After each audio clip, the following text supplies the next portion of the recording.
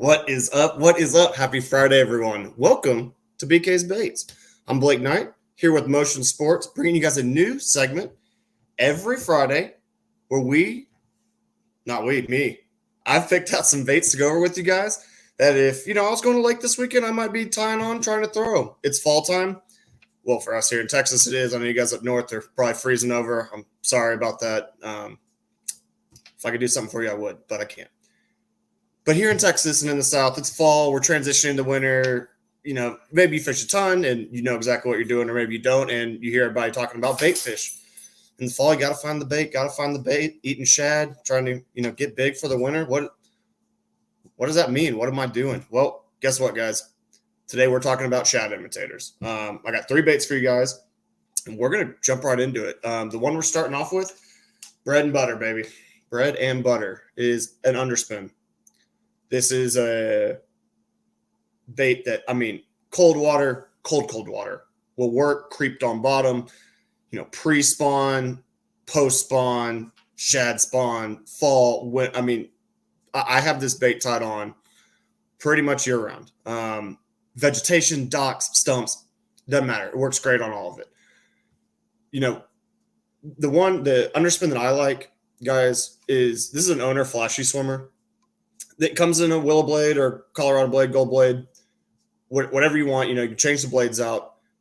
I like owner hooks. Whichever brand you get, I don't have, my loyalty is to owner. It's the ones I like throwing. VMC makes a good one. Just get one that's got good hooks, man. That's really my only requisite. Everybody makes one now.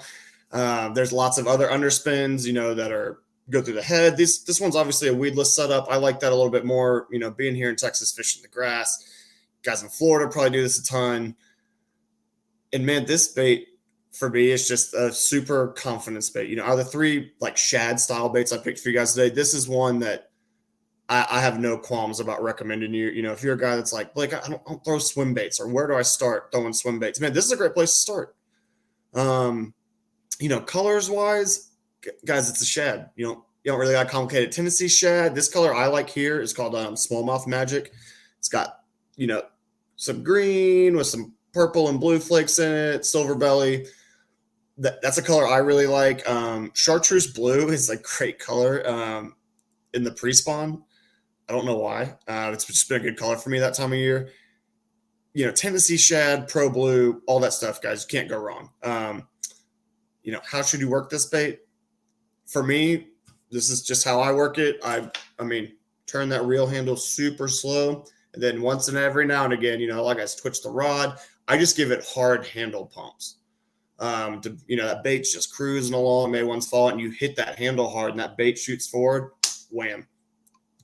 Guys, super fun bait to throw. Swim bait tip for you guys that don't throw it. I know it's a shad and you're like, they're going to massacre it.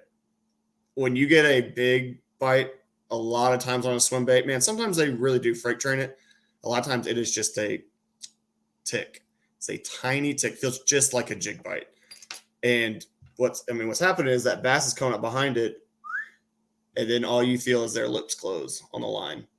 So you think you get bit, you feel that tick, swing. Hook sets are free. Next bait, guys.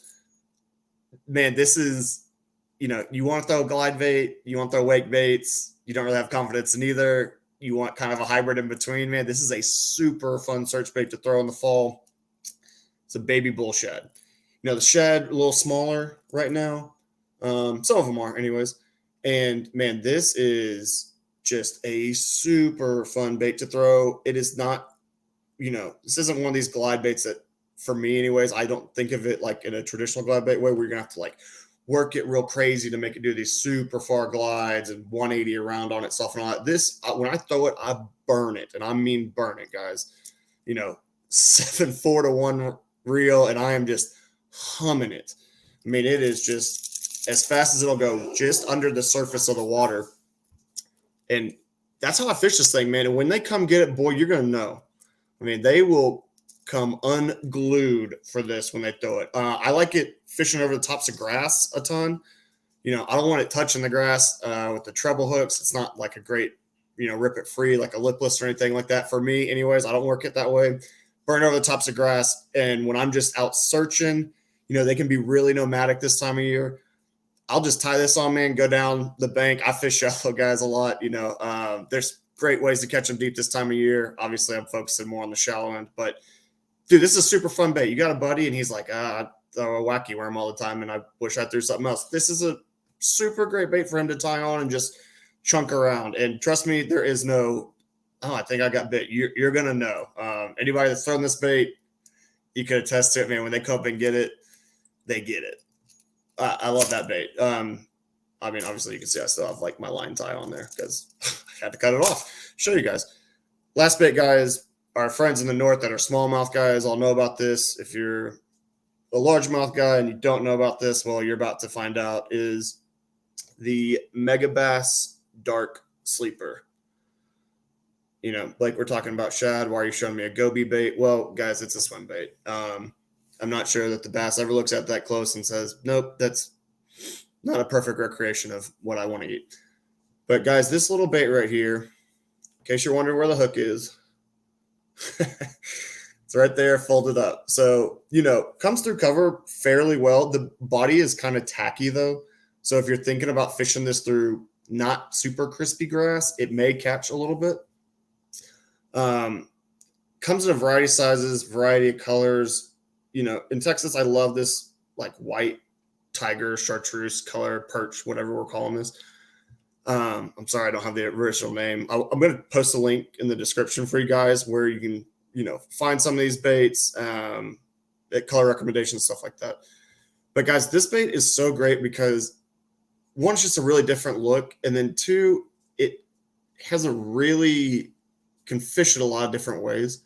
So, if you're just swimming it, it's just kicking along. But when you kill it, it's weighted in the front. And so it will and when it's going down, it's kicking. So I love taking this bait and like swimming it up to like a lay down, kicking the front of it, bumping the lay down, and then just letting it like dead drop over the back of it. I even flipped this bait up to like dock pilings and stuff like that. It's just a really versatile bait. You can cast it out and hop it on bottom like a jig, just let it sit on bottom, hop, hop. Swims back down. And this bait for sure, when I was talking to you guys about that swim bait, when you just feel that tick, I normally don't get freight trained on this. If it's a smaller fish and I'm just swimming it, maybe.